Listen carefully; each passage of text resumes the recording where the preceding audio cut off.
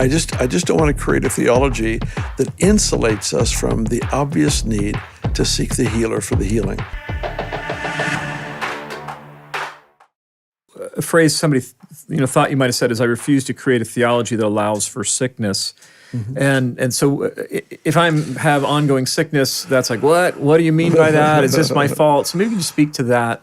What are you trying to say with that sentence? What are you not trying to say with that idea? What I'm not saying is that if somebody's sick, they've got sin in their life, or they have no faith, or their theology is bad, or any of those things could be true, but it's not an automatic. And it's never a statement.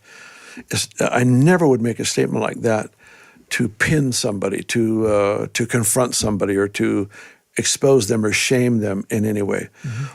It's a personal statement that I am not going to allow in my world sickness to be equal with suffering for the Lord. I'm not going to deify it. I'm not going to sanctify sickness as having this divine role. Can God use it?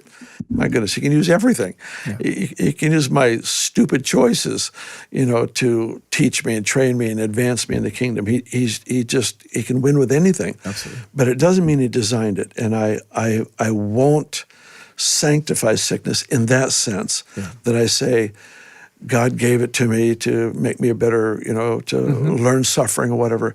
Well, if he gave it to me, why do I go to the doctor? I'm warring against what he gave me then.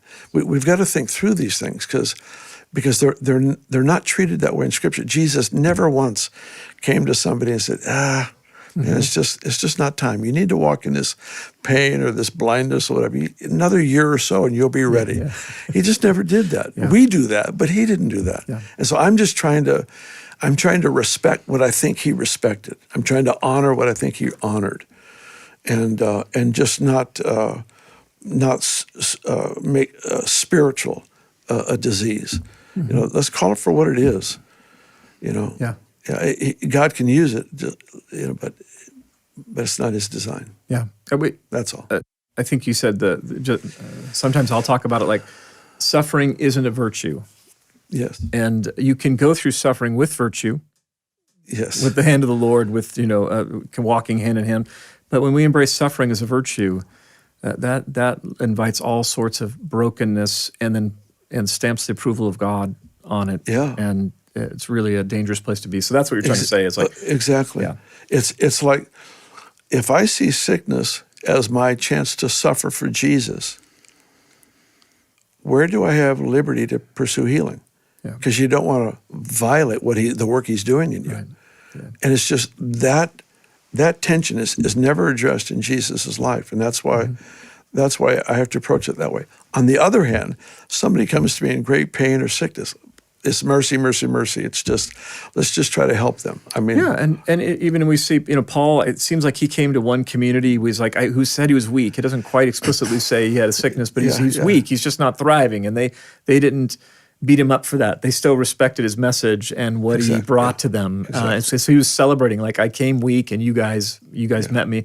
And then he struggled with Epaphroditus for his friend in prayer, and then finally says, "Then the Lord had mercy." Yeah, exactly. And spared me from this grief. And so we see Paul having to kind of wrestle through, continue in prayer, but then he got the breakthrough in the sickness and was really grateful for it. Yeah, there was only one target, and that was the health of his friend. Yeah, and that's the target. And I just don't want to create a theology that insulates us from the obvious need to seek the healer for the healing.